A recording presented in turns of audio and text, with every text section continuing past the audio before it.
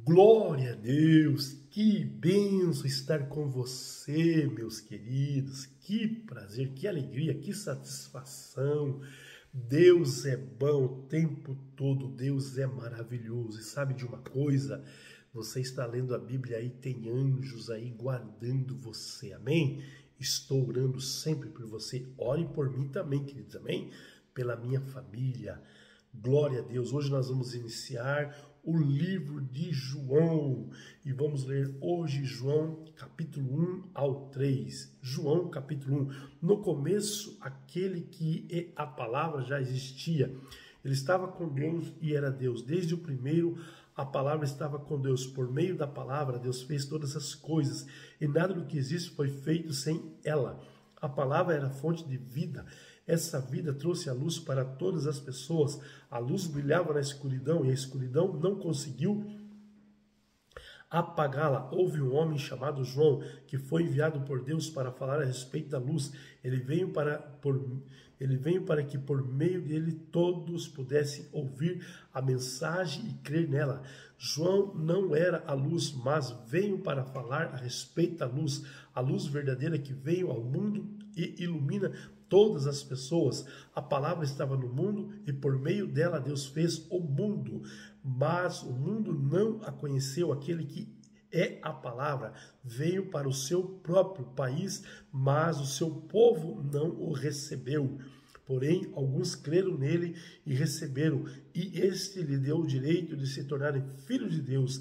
Eles não tornaram filho de Deus por meios naturais, isto é, não nasceram como nascem os filhos de um pai humano. O próprio Deus é quem foi o pai deles. A palavra se tornou um ser humano e morou entre nós, cheio de amor e de verdade, e nós vimos a revelação da sua natureza divina, natureza que ele reconheceu como filho único do Pai. João disse o seguinte a respeito de Jesus: este é aquele a quem eu disse, ele veio depois de mim, mas é mais importante do que eu, pois antes de eu nascer ele já existia, porque todos nós temos sido abençoados com as riquezas do seu amor, com as bênçãos e mais bênçãos. A lei foi dada por meio de Moisés, mas o amor e a verdade vieram por meio de Jesus Cristo. Ninguém nunca viu Deus, somente o Filho único, que é Deus, e está ao lado do Pai, foi quem nos mostrou quem é Deus. Os líderes judeus enviaram de Jerusalém alguns sacerdotes levitas para perguntarem a João quem ele era. João afirmou claramente: eu não sou o Messias. Eles tornaram a perguntar: então quem é você? Você é Elias? Não, eu não sou, respondeu João. Você é o profeta que estamos esperando? Não, respondeu ele. Aí eles disseram a João: diga quem é você para que podemos levar uma pessoa aos que nos enviaram. O que é que você diz a respeito de você mesmo? João respondeu, citando o profeta Isaías: eu sou aquele que grita assim no deserto, prepara o caminho para o Senhor passar. Os que foram enviados eram do grupo dos fariseus. Eles perguntaram a João: se você não é o Messias, nem Elias, nem o profeta que estão esperando, por que é que você batiza? João respondeu: eu batizo com água, mas por meio de vocês está alguém, mas no meio de vocês está alguém que não conhecem. Ele vem depois de mim, mas eu não mereço a honra de desamarrar as correias da sandália dele. Isto aconteceu no povoado de Betânia, ao lado do leste do Rio Jordão, onde João estava batizando. No dia seguinte, João viu Jesus vindo na direção dele e disse: aí está o Cordeiro de Deus que tira o pecado do mundo. Eu estava falando a respeito dele quando disse: depois de mim vem um homem que é mais importante do que eu, pois antes de eu nascer ele já existia. Eu mesmo não sabia quem ele era, mas vim batizando com água para que o povo de Israel saiba quem ele é. João continuou: eu vi o Espírito Santo, o Espírito descer do céu como uma pomba e parar sobre ele. Eu não sabia quem ele era, mas Deus me mandou batizar com água. Me disse: você vai ver o Espírito descer e parar sobre um homem. esse é quem batiza com o Espírito Santo. Eu vi isto, por esse motivo tenho declarado que ele é o Filho de Deus. No dia seguinte, João estava outra vez ali com os dois discípulos, com os dois dos seus discípulos. Quando Jesus viu passar, disse: aí está o Cordeiro de Deus. Quando os dois discípulos de João ouviram isso, saíram seguindo Jesus. Então Jesus voltou para trás e viu que eles seguiam e perguntou: o que é que vocês estão procurando? Eles perguntaram: Rabi, onde é que o Senhor mora? Rabi quer dizer mestre. Venham ver, disse Jesus. Então eles foram, viram onde Jesus estava morando e ficaram com ele pelo resto do dia. Isso aconteceu mais ou menos às 4 horas da tarde. André, irmão de Simão, Pedro, era um dos dois homens que tinham vindo falar a respeito de Jesus e por isso o havia seguido. A primeira vez que André fez foi procurar o seu irmão. A primeira coisa que André fez foi procurar o seu irmão Simão e dizer a ele: achamos o Messias. Messias quer dizer Cristo. Então André levou o seu irmão a Jesus. Jesus olhou para Simão e disse: você é Simão, filho de João, mas de agora em diante seu nome será Cefas. Cefas é o mesmo que Pedro e que quer dizer pedra. No dia seguinte, Jesus resolveu ir para a região da Galileia. Antes de ir, foi procurar Felipe e disse: venha comigo. Felipe era de Betsaida, de onde era também André e Pedro. Felipe foi procurar Natanael e disse: achamos aquele a respeito de quem Moisés escreveu no livro da lei e sobre quem os profetas também escreveram. É Jesus, filho de José, da cidade de Nazaré. Natanael perguntou: e será que pode sair alguma coisa boa de Nazaré? Venham ver, respondeu Felipe. Quando Jesus viu Natanael chegando, disse a respeito dele: aí está um verdadeiro israelita, um homem realmente sincero. Então Natanael perguntou a Jesus: de onde o Senhor me conhece? Jesus respondeu: antes que Felipe chamasse você, eu já tinha visto você sentado debaixo daquela figueira. Então Natanael exclamou: mestre, o Senhor é o Filho de Deus, o Senhor é um rei de Israel. Jesus respondeu: você crê em mim e porque eu disse que tinha visto você debaixo da figueira? Pois você verá coisas maiores que esta. Eu afirmo a vocês que isto é verdade. Vocês verão os céus abertos e os anjos de Deus subindo e descendo sobre o Filho do Homem. João, capítulo 2. 2 dias depois, houve um casamento no povoado de Caná, na região da Galileia, e a mãe de Jesus estava ali. Jesus e os seus discípulos também tinham sido convidados para o casamento. Quando acabou o vinho, a mãe de Jesus lhe disse: o vinho acabou. E Jesus respondeu: não é preciso que a senhora diga o que eu devo fazer. Ainda não chegou a minha hora. Então ela disse aos empregados: faça o que ele mandar.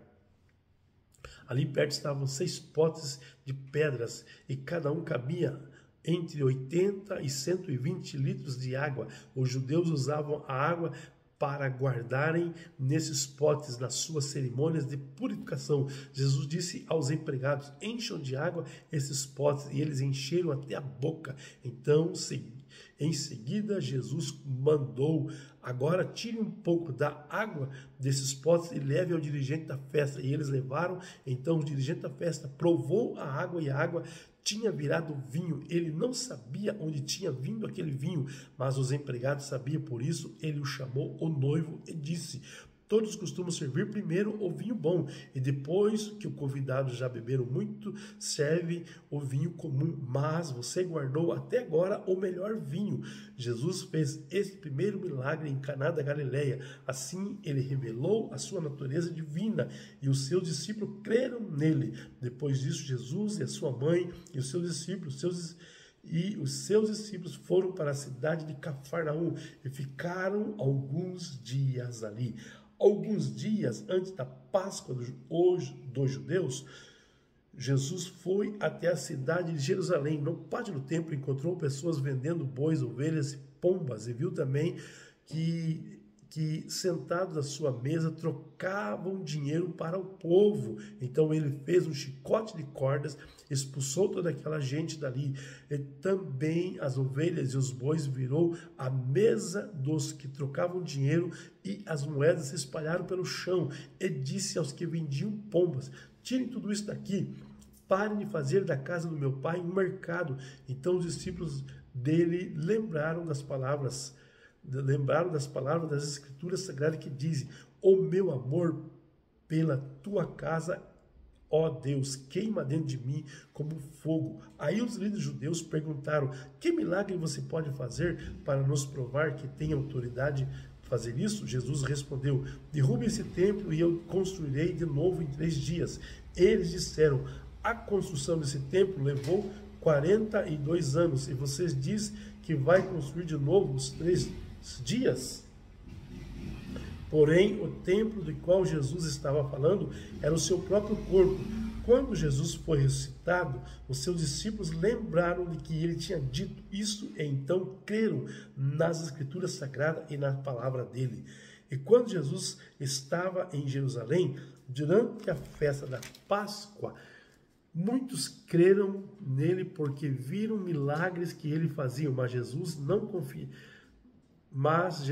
confiava neles, pois os conheciam muito bem ninguém precisava falar com ele sobre qualquer pessoa, pois ele sabia o que cada pessoa pensava. Havia um fariseu chamado Nicodemos, que era líder dos judeus. Uma noite ele foi visitar Jesus e disse: Rabi, nós sabemos que o Senhor é um mestre de Deus, que Deus enviou, pois ninguém pode fazer esse milagre se não tiver com ele. Jesus respondeu: eu afirmo ao Senhor que isto é verdade, ninguém pode ver o reino de Deus se não nascer de novo. Nicodemos perguntou: como é que um homem velho pode nascer de novo? Será que ele pode voltar para a barriga da sua mãe e nascer outra vez? Jesus disse: eu afirmo ao Senhor que isto é verdade, ninguém pode entrar no reino de Deus se não nascer da água e do Espírito. Quem nasce de pais humanos é o ser de natureza humana. Quem nasce do Espírito é um ser de natureza espiritual. Por isso, não fique admirado, porque eu disse que todos vocês precisam nascer de novo. O vento sopra onde quer, ouve-se o barulho que ele faz, mas não sabe para onde ele vem e nem para onde vai. A mesma coisa acontece com todos os que nasceram do Espírito. Como pode ser isto? Perguntou Nicodemos. Jesus respondeu: o Senhor é professor do povo de Israel e não entende isso? Pois eu afirmo ao Senhor que isto é verdade. Nós falamos aquilo que sabemos, contamos o que temos visto, mas vocês não querem aceitar a nossa mensagem. Se vocês não crerem quando falo das coisas deste mundo, como vão crer que eu falar das coisas do céu? Ninguém subiu ao céu a não ser o Filho do Homem que desceu do céu. Assim como Moisés no deserto levantou a cobra de bronze numa estaca, assim também o Filho do Homem deve ser levantado para que todos os que crerem nele tenham a vida eterna. Porque Deus amou o mundo de tal maneira que deu seu Filho único para que todo aquele que nele crê não morra, mas tenha a vida eterna. Pois Deus mandou o seu Filho para salvar o mundo e não para julgá-lo. Aquele que crê no Filho não é julgado, mas quem não crê já está julgado, porque não crê no Filho único de Deus. E assim que o julgamento é feito, Deus mandou a luz do mundo, mas as pessoas preferiram a escuridão porque fazem o que é mal, pois tudo que fazem odeiam a luz. Pois todos os que fazem odeiam a luz e fogem dela para que ninguém veja as coisas mas que elas fazem. Mas os que vivem de acordo com a verdade procuram a luz, a fim de que possa ser visto claramente que as suas ações são feitas de acordo com a vontade de Deus. Depois disso, Jesus e os seus discípulos foram para a região da Judéia. Ele ficou algum tempo com eles ali e batizava as pessoas. João também era batizado. João estava batizando em Enom, perto de Salim, porque ali havia muita água. João ainda não tinha sido preso. Alguns discípulos de João tiveram uma discussão com um judeu. sobre a cerimônia de purificação. Eles foram dizer a João: mestre, aquele homem que estava com o Senhor no outro lado do Rio Jordão, estava batizando as pessoas, o Senhor falou sobre ele, lembra? E todos estão indo atrás dele. E João respondeu: ninguém pode ter alguma coisa se ela não for dada por Deus. Vocês são testemunha do que eu disse. Eu não sou o Messias, mas fui enviado adiante dele. Num casamento, o noivo é aquele quem a noiva pertence. O amigo do noivo está ali e escuta e se alegra quando ouve a voz dele. Assim também o que está acontecendo com Jesus me faz ficar completamente alegre. Ele tem de ficar cada vez mais importante e eu menos importante. Aquele que vem de cima é o mais importante de todos que vem da terra e é da terra e fala das coisas terrenas.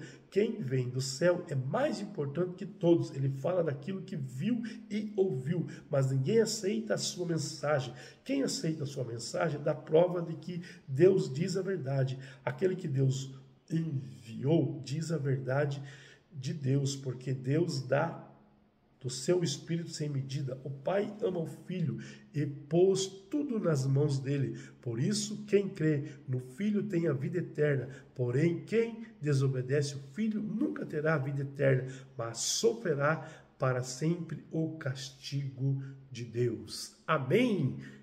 Paz.